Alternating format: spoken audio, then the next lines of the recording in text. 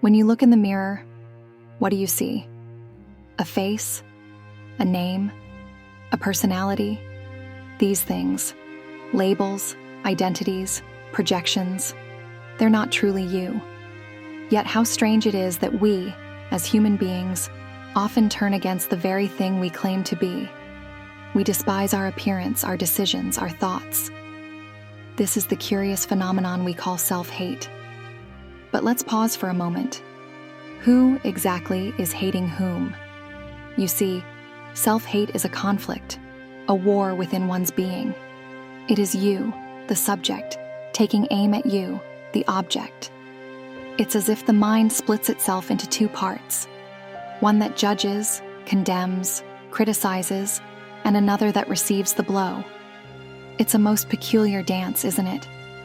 What we fail to see is that self-hate is rooted in an illusion. The illusion that you are a separate, fixed entity, standing apart from the world. But in truth, there is no such self to hate.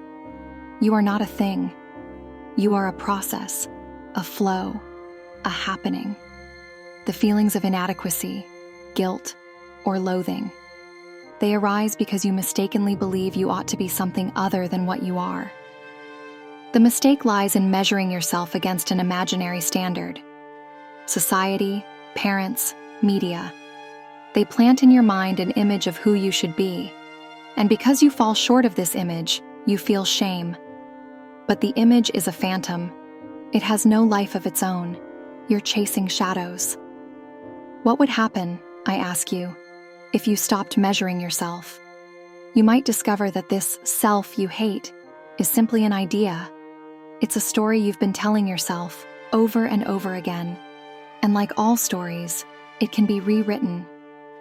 After all, what you call you is nothing more than a bundle of experiences, sensations, memories, thoughts, all arising and dissolving in the present moment. To hate yourself, then, is as absurd as a wave hating the ocean. You are not separate from life. You are life itself. The energy that flows through you is the same energy that moves the stars, blooms the flowers, and rolls the tides. How can you hate something so vast, so infinite?